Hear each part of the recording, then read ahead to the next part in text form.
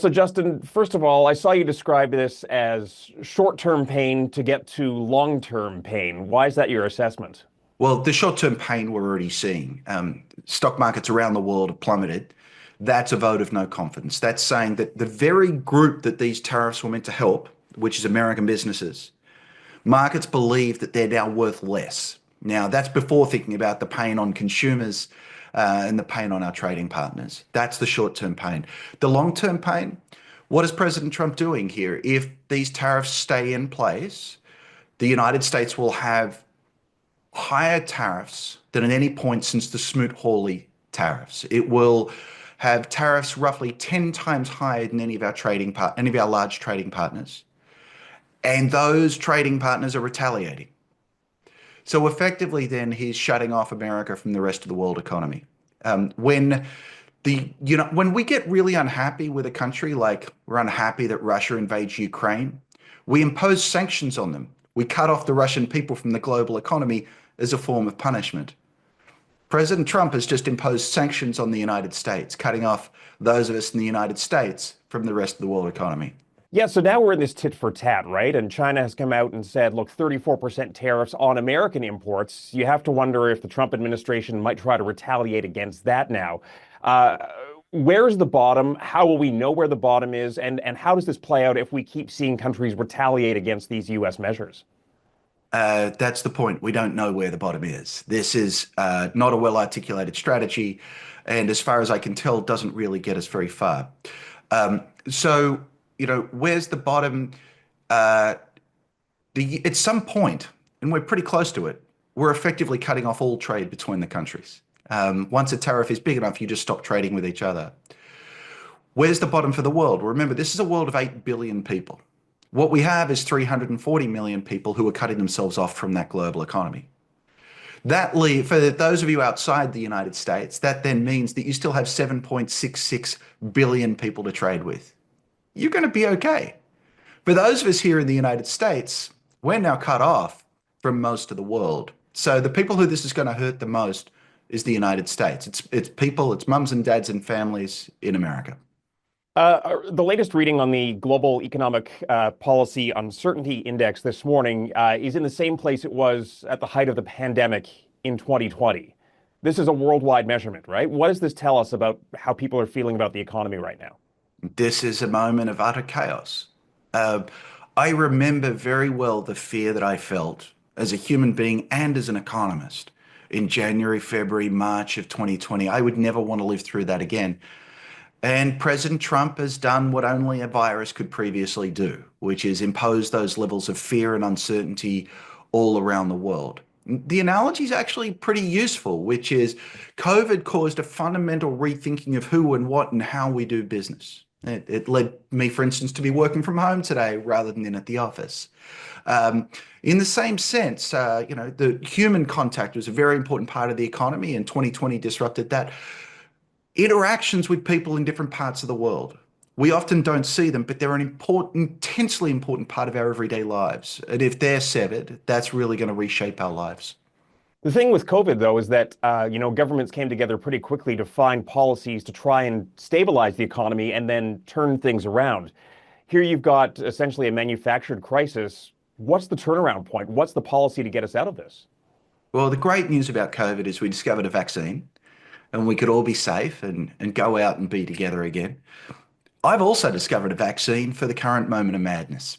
That vaccine is walk away from tariffs. Now, the problem is we have an anti-vax president, to continue the analogy. Now, it turns out the US Constitution gives the power to set tariffs to Congress. Congress delegated those authorities to the president. So Congress can discover this vaccine and rein in the president. At the moment, it's a Republican Congress, and they seem spellbound by President Trump. I'm pretty sure a recession will start to loosen some of those bonds.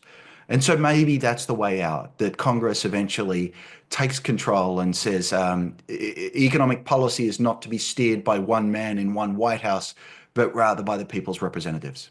There is a point, though, speaking of Congress, where Senator Chris Murphy, the Democrat from Connecticut, has made the point that, a tariff regime like this under this administration is inherently a vehicle for corruption, right? Where industries and countries come cap in hand and say, we're willing to give you this, Mr. President, in exchange for tariff reliefs. I've heard some other economists suggest that also tariffs are inherently corrupt for that same reason. Do you share that assessment? President Trump just last night was saying he's ready to talk to some of these countries. Absolutely. And in fact, we know what happened in the first Trump administration. Trump imposed tariffs on steel and aluminium and China and washing machines, and then created literally hundreds of exemptions for individual producers and individual industries who were willing to come to the White House and plead their special case. President Trump has already done that. He carved out a special deal a few weeks ago for the big three automakers in the US. Now, think about what the incentives of that are. First of all, yes, there's corruption. But second of all, if you're an American CEO, you dare not criticize this president. And so it means that the terms of our public debate are going to become incredibly unbalanced. People are not going to be willing to speak the hard truths about what's going on. And that makes it more important for you as a journalist and for your viewers to look around for better truths. We economists are going to be out there telling the truth the whole time. And that truth is that these tariffs are incredibly painful and are going to cause enormous economic harm. As an economist, have you seen anything to any of this to suggest that there is a grand strategy here, a policy regime that makes logical sense? No. And that's one of the problems.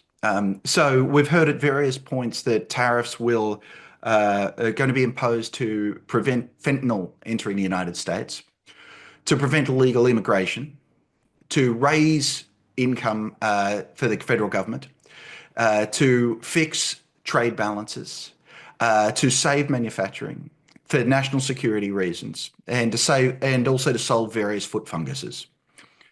One of those was a joke.